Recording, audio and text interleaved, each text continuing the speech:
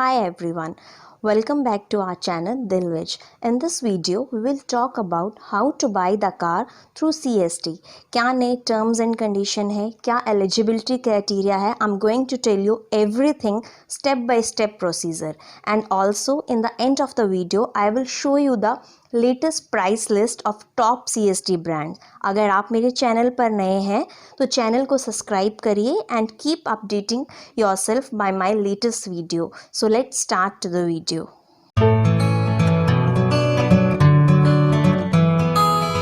तो चलिए अब देखते हैं who can buy the car from CST। The commissioned officer, JCOs, personal below other rank, ex-servicemen whether they are from Indian Army, Navy, Air Force, Coast Guard persons, Defense Civil Officer and the widow of Defense personnel, ये सब लोग CST से गाड़ी ले सकते हैं। अब next हम देखते हैं कि हमें क्यों गाड़ी CST के थ्रू लेनी चाहिए, क्या बेनिफिट्स रहते हैं।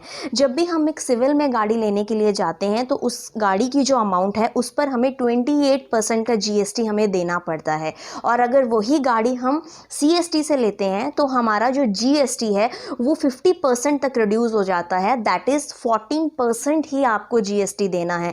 तो लगभग अगर हम राउंड अबाउट देखें तो 70,000 से लेके 1.5 लाख तक का जो आपका अमाउंट है किसी भी पर्टिकुलर कार पे वो कम हो जाता है, and it is a big amount. और एक बहुत बड़ा मिथ जो लोगों के बीच में है कि अगर हम CST से गाड़ी लेंगे तो हमें उसी टाइम फुल अमाउंट हमें पे करना होगा, हम लोन नहीं करवा सकते हैं गाड़ी का। तो ऐसा कुछ नहीं है, आप बहुत आराम से किसी भी नेशनलाइज बैंक से जो है अपनी गाड़ी के लिए लोन प्रूव करवा सकते हैं।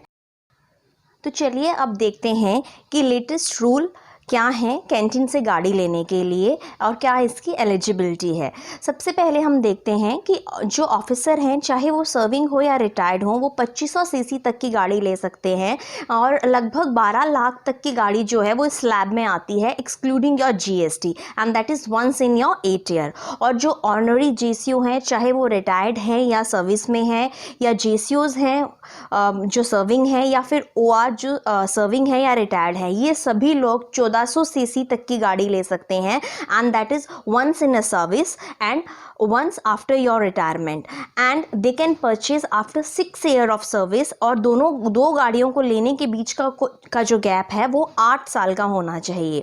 और जो डिफेंस सिविल ऑफिसर हैं वो भी 2500 सीसी तक की गाड़ी ले सकते हैं, and that is once in 8 year.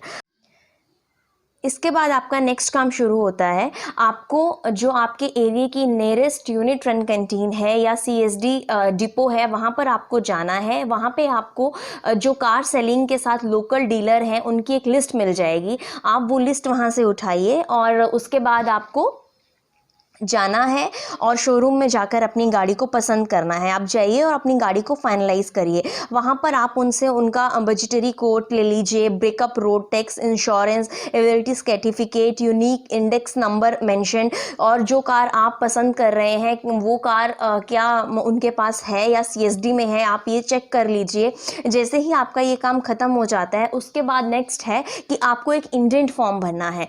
Indent form एक ऐसा फॉर्म है जिसमें आपको अपनी सारी पर्सनल जो डिटेल है वो आपको बतानी है कि आप किस यूनिट से हैं, आपका रैंक क्या है, आपका कैंटीन नंबर, और जो आपकी बेसिक पर्सनल डिटेल है, आपकी सर्विस कितनी हो चुकी है, वो सब कुछ आपको बताना है। आप रिटायर्ड हैं या सर्विंग है, सब कुछ आपको मेंशन करना है। लेकिन यहाँ पर जो एक चीज़ नोट करने वाली है वो ये है कि अगर आप सर्विंग हैं तो आपके जो सिग्नेचर हैं वो आपके कमांडिंग ऑफिसर के होने चाहिए या इमीडिएट सुपीरियर के होने चाहिए, और उनका जो रैंक है वो कर्नल रैंक से कम नहीं होना चाहिए, मतलब कर्नल रैंक से बिलो नहीं होना चाहिए।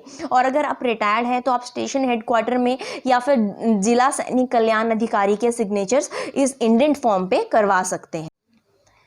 नेक्स्ट है कि आपके पास कौन कौन से डॉक्यूमेंट हैं जो आपके पास होने चाहिए CST से गाड़ी लेने के पहले। PAN card, Aadhaar card, job proof, CST card xerox, copy of your driving licence, financial position certificate that is for below the officer rank, 3-month salary slip for the working, and the pension paybook order for the retired person, and availability certificate and dealer car performer। ये सब चीज़ें आपके पास जो हैं वो होनी चाहिए। ये सब चीज़ें आपको CST के डिपो पे आपको सबमिट करवानी होती हैं। अब आइए हम देखते हैं कि पेमेंट प्रोसीजर कैसा रहता है। अगर आपके पास ऑलरेडी फंड अवेलेबल हैं तो आप आरटीजीएस और एनईएफटी के थ्रू आप अपने बैंक अकाउंट से डायरेक्टली सीएसडी के डिपो में पेमेंट कर सकते हैं। और अगर आपके पास फंड नहीं है और आपने लोन के लिए अप्लाई किया है तो जिस टाइम आप अपनी गाड़ी पसंद कर रहे हैं साइड बाय साइड आप लोन के लिए भी अप्लाई कर दीजिए, तो जो बैंक है वो ऑन योर बिहाफ आरटीजीएस और एनईएफटी के थ्रू जो आपकी अमाउंट है वो सीएसडी को पे कर देगा और आपको एक परचेज ऑर्डर मिल जाएगा उसी दिन। और आप जाकर उस परचेज ऑर्डर को दिखाइए अपने सीएसडी डिपो में कि आपकी जो गाड़ी की पेमेंट है वो ऑलरेडी आपके पर्टिकुलर बैंक से हो चुकी है। और इसके बाद नेक्स्ट जो फॉर्मेलिटी रहती हैं that is for the road tax and the insurance premium. Insurance premium या जो भी आप अपनी गाड़ी की एसेसरीज एंड एक्स्ट्रा आप डलवाना चाहते हैं वो सब आप अपने डीलर के प्रीमाइसेस में भी करवा सकते हैं, या फिर आप जहाँ की रजिस्ट्रेशन करवाना चाहते हैं जिस भी स्टेट की, आप वहाँ के आरटीओ में जाकर भी अपनी ये सारी फॉर्मेलिटीज़ करवा सकते हैं। तो आई होप मैं आपको सब कुछ क्लियर कर पाई हूँ and it is a very easy process. कुछ लोग गाड़ी खरीदने से पहले एजेंट्स को के थ्रू अपनी गाड़ी लेते हैं और जो कि आपके सारे प्रोसीजर के लिए जो कि बहुत ईजी प्रोसीजर है उसके लिए आपसे पर्टिकुलर कमीशन चार्ज करते हैं। तो इस चीज़ की कोई ज़रूरत नहीं है, आप बहुत आराम से सीएसडी से खुद भी गाड़ी निकलवा सकते हैं। और एट द लास्ट मैं आपको बताने वाली हूँ कि इस वक्त कौन कौन से मॉडल और कौन कौन सी ब्रांड की गाड़ियाँ हम में अवेलेबल हैं और ये है उनकी प्राइस लिस्ट। तो आप देखिए and I hope you like my video. So if you like my video, please do like, share and subscribe to my channel. जय हिंद, जय भारत।